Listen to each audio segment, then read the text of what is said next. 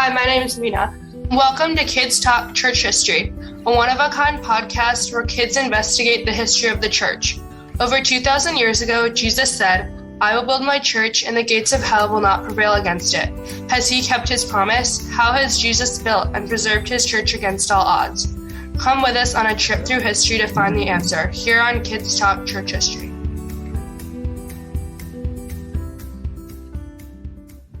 It was one of the coldest winters that anyone could remember, but the snow, frost, and ice didn't stop Emperor Henry IV from crossing the Alps and traveling to the castle of Canossa above the fogs of the large Italian Po Valley. His mission? Begging the Pope for forgiveness. Unconvinced of Henry's motives, Pope Gregory VII let him wait outside the castle, barefoot and dressed in sackcloth, for 3 days and 3 nights. Stay tuned for the ending of this exciting story. My name is Lucy, I'm 17, and I live in San Diego, California. I'm Grace, I am 11, and I live in Raleigh, North Carolina. And I'm Sophia, I am 14, and I live in Orlando, Florida. So I've seen some paintings or drawings showing the emperor outside the castle. Some showed him humble and repentant, and some showed him strong and proud.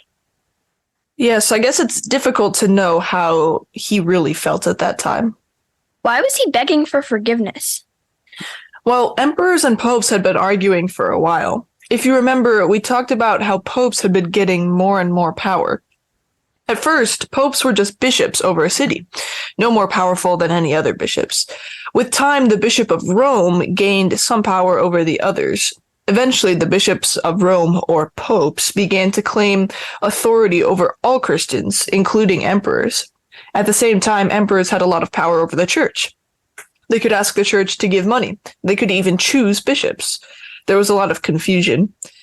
Long story short, Henry got tired of the Pope's demands and said that Gregory had not been properly elected and had to resign.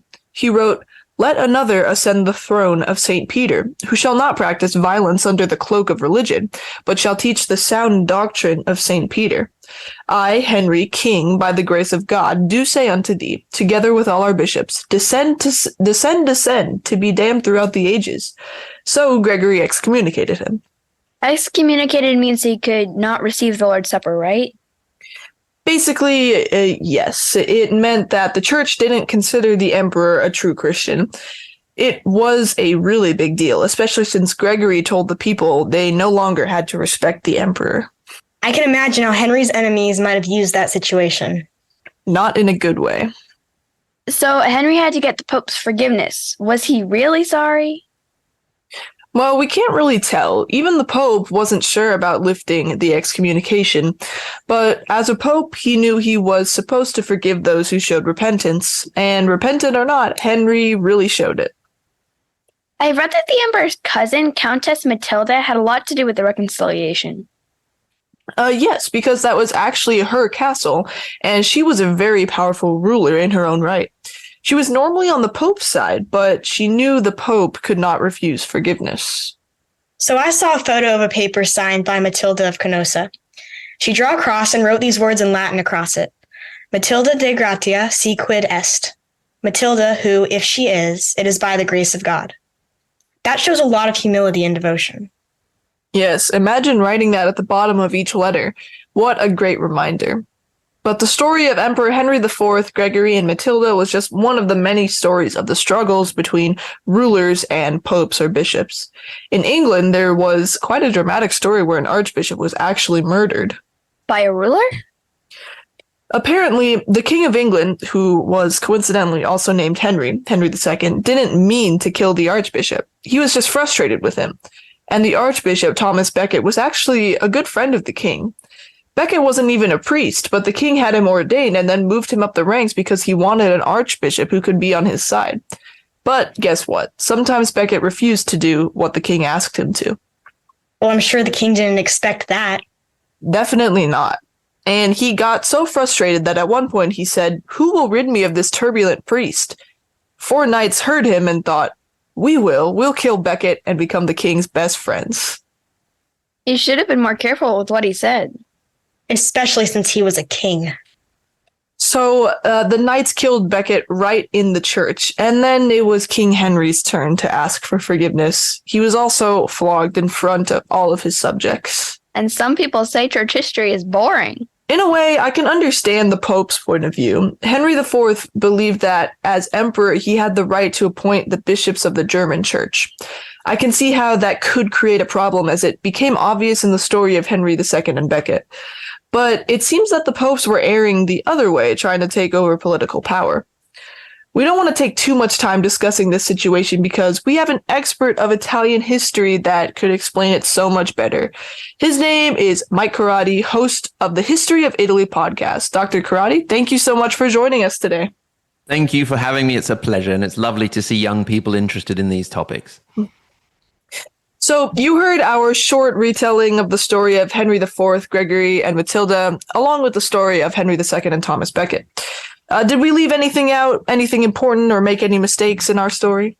Well, it's a really long story, both stories, and you did a very good job at summarizing it. So I'd say you really got the gist there. Good job. No, nothing essential. At least then we'll talk about other aspects. But as far as the stories themselves go, you got it.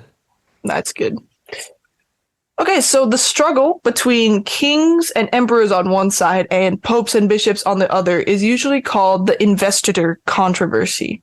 Can you explain it in simple words for our listeners? Okay, well, to invest a bishop means to actually create a bishop. And there's a ceremony in which the pope or ruler would give an ordained priest a bishopric by giving him certain symbols of power for the staff of power, etc. And that's where the word investiture comes from. It's actually the process of making a bishop, to make things simple. And it was a pretty common thing in the Middle Ages because it was a good deal for everybody, right? So obviously, if you were a nobleman or noblewoman, your first son would be okay because he was usually the one that would get all your stuff and your castles and your lands and your wealth and so on. Sometimes they would divide it up, but that would always mean the children would argue afterwards. So what they did very, very often is the second and third son maybe would become part of the church. And what would happen was I would go along and say, hey, king, I have this second son. I've given all my stuff to my first son. I don't know what to do with the second guy.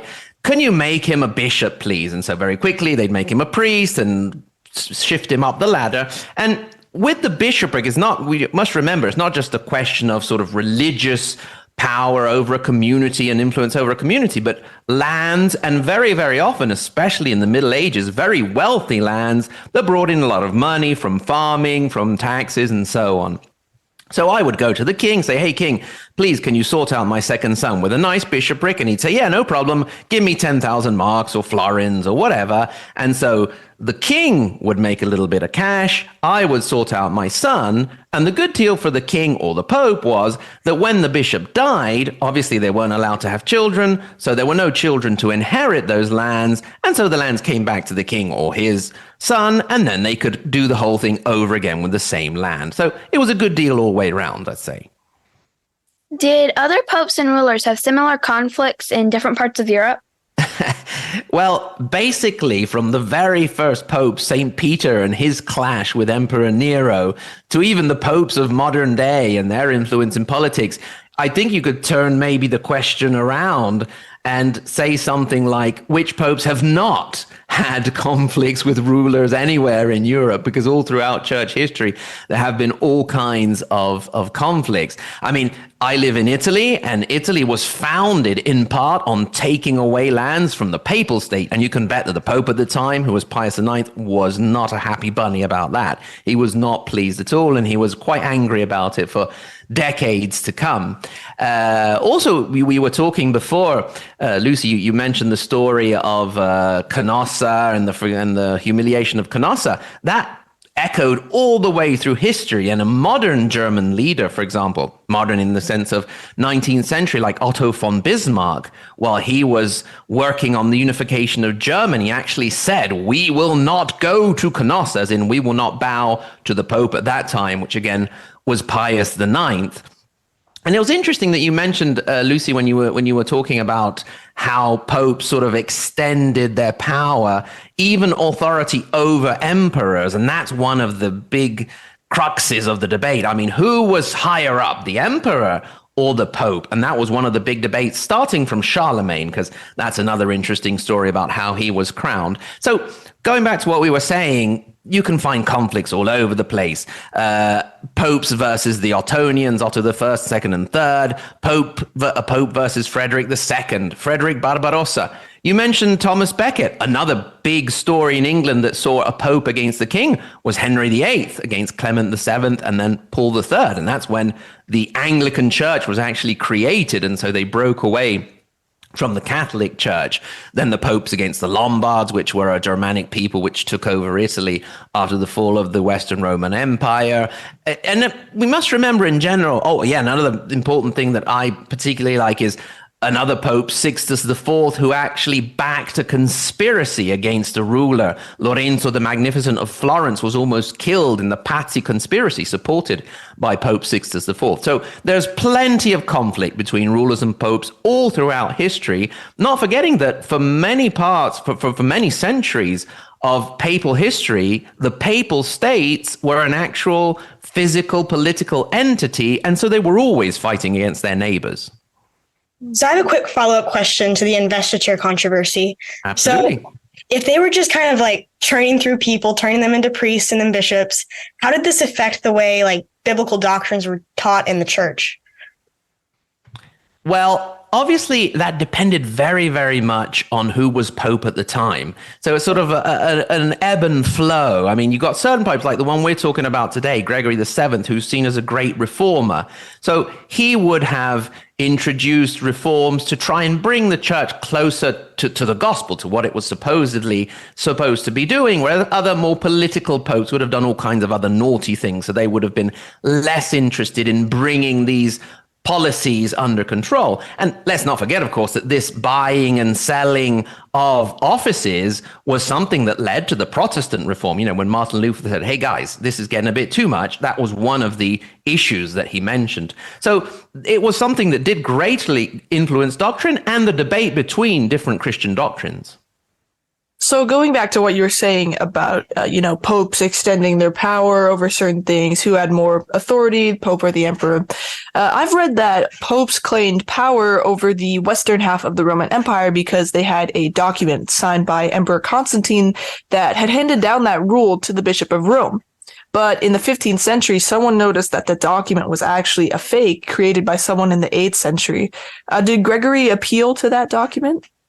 No, he didn't really lean on it that much. He, as we said before, he was sort of a reforming pope, and he was trying to get things under control spiritually, although obviously not forgetting that he was also a secular leader. The person that discovered that you mentioned very well, exactly, in the 15th century was an Italian scholar by the name of Lorenzo Valla. And he basically found that the Latin didn't really correspond to what was supposedly the Latin at the time of Constantine. And there was this little thing that the document actually spoke about the city of Constantinople, which at the time Constantine hadn't actually founded yet. So it kind of made him a little bit suspicious that there was something fishy going on there. So no, it was more previous popes, maybe Leo IX, for example, and a lot later, a Medici pope, so Giuliano the Medici pope, Leo X, brought it back out again, but Gregory, not so much. So I've read that after about 5 years after the episode at Canossa, Henry IV marched on Rome, deposed Gregory, and appointed a new pope. What happened after that? Well, that brings us to how much more important Matilda of Canossa is in the whole story. I mean, she wasn't just like some host who decided to throw a big party so they could all forgive each other and kiss and make up, but she really was involved from the very beginning. So in the early 1060s, 1070s, all the way to the 1090s in the whole procedure.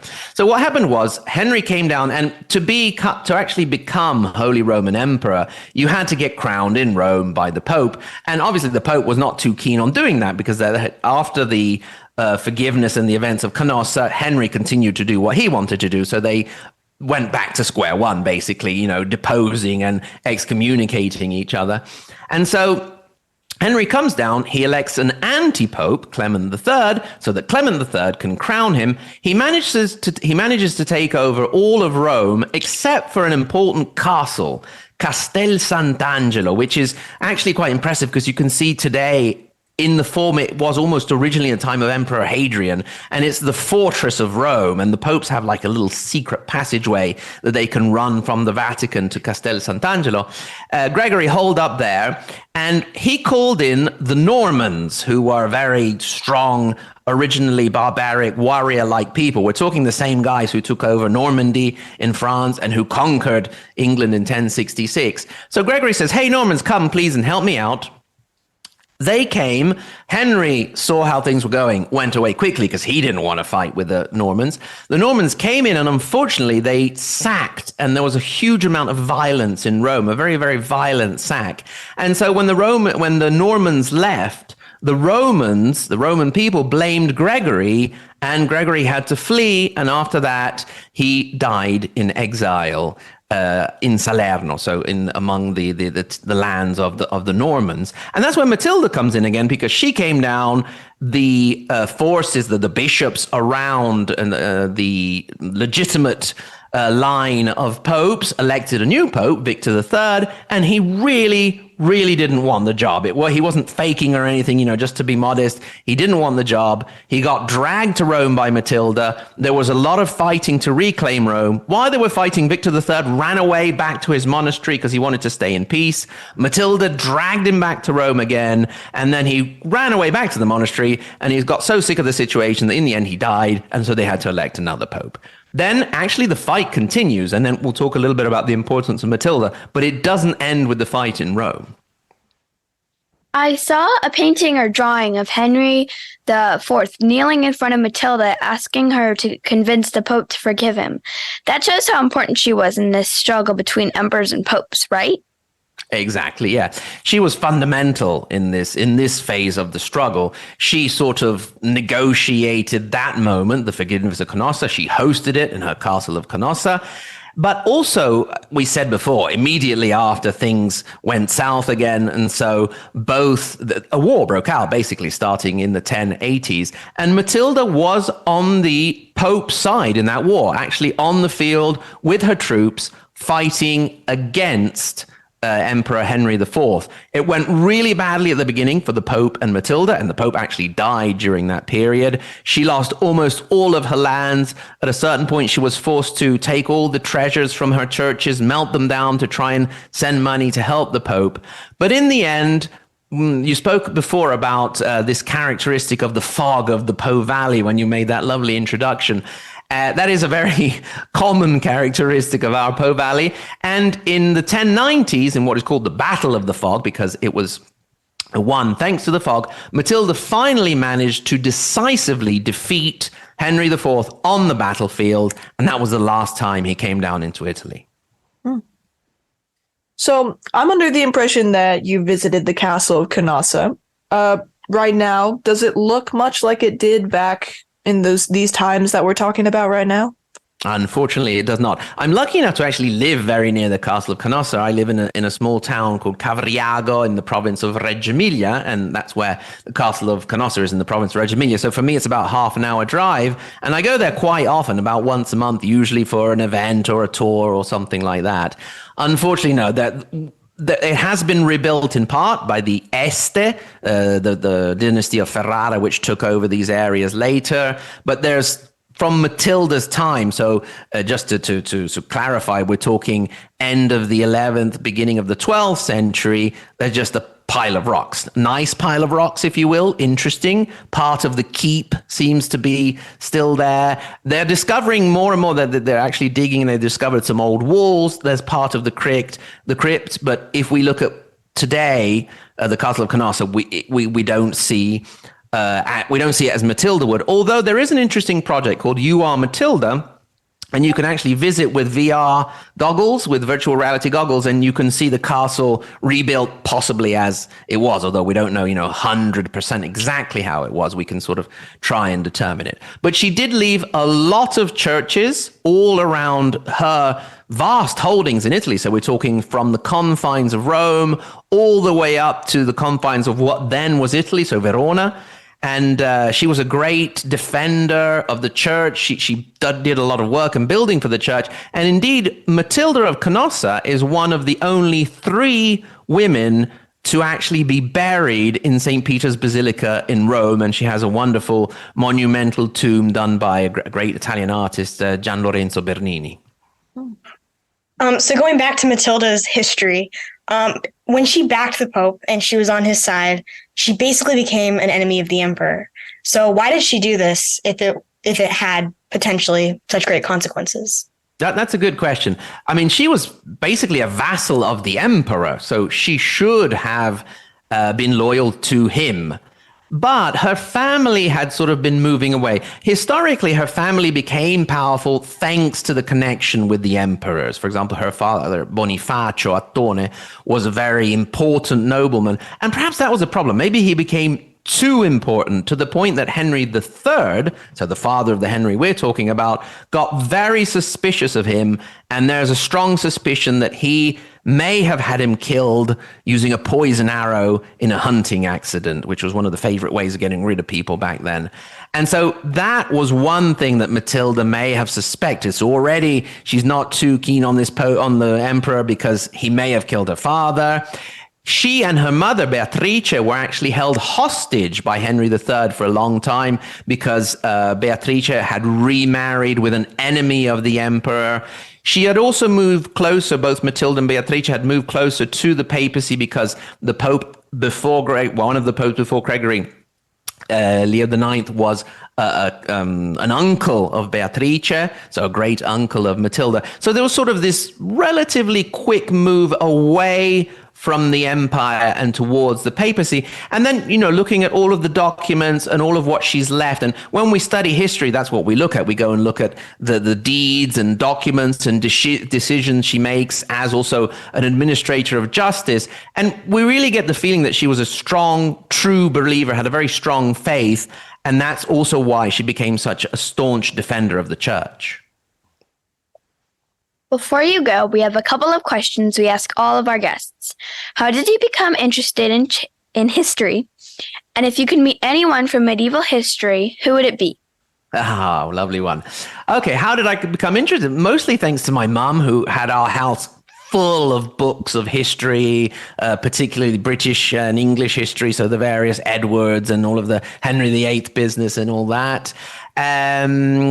And also, I think I met the right people during my life that really taught me that the word history has the word story in it. So if you can find the right people to tell you history in an interesting way, that's a very good thing. And obviously great podcasts help. Like if we're talking about church history, there's one called Pontifex. There's another called The History of the Papacy. And of course, there is Kids Talk Church History, which is one of the best. As far as meeting, I'm absolutely obsessed with Matilda. I'm part of the Matilda of Tuscany International Association, which you can find online. So obviously, my first choice would be to meet Matilda. But I also wouldn't mind maybe if I were invited to a party at the Medici house in the late 15th century. I mean, imagine being in a house and in a city where you could go to a party with Lorenzo and Giuliano de' Medici, and maybe Botticelli would walk by, maybe Leonardo da Vinci might drop in, maybe Michelangelo would be round the corner sculpting something. So an amazing moment. Machiavelli would have been wandering around as well. So I'd say those two, Matilda and a party at the Medici house, if they would have me, obviously. All right, well, Dr. Corradi, we're so thankful that you decided to spend this time with us and to share your knowledge with us. As a goodbye, could you tell us all how to say goodbye in Italian? Well, let's say arrivederci, because arrivederci means see you again soon. So arrivederci a tutti. Arrivederci. All right. Arrivederci. Well, listeners, you have an opportunity to win a copy of Simonetta Carr's book, Anselm of Canterbury, which talks about these struggles between bishops and popes on one hand and kings and emperors on the other, as well as the friendship between Anselm of Canterbury and Matilda of Canossa. To enter the drawing, submit your questions or comments to questions@kidstalkchurchhistory.org. You can also find the link on our website, kidstalkchurchhistory.org. While you're there, you can also find past episodes, special news, recommended readings, and more. In fact, we have a question today from a listener from Asia that I'm going to read here. Hello, Kids Talk Church History podcast. I love your podcast and am very enlightened from the stories and information about church history. I am Sophia Sadora, a teenager all the way from Asia and a church history nerd also. My question for the hosts, or even the guest speakers, is what resources, literature, or books do you read to further my knowledge of church history, preferably ones that discuss in depth? Thank you once again. Sincerely, Sophia Sadora. Well, thank you, Sophia, for your lovely message. Since there are so many hosts on this podcast, we decided to compile a list of our favorite church history books and post them on our website, so be on the lookout for that. Now, in partnership with the Alliance of Confessing Evangelicals and on behalf of my co-hosts, Grace and Sophia, my name is Lucy, and thank you for listening to Kids Talk Church History.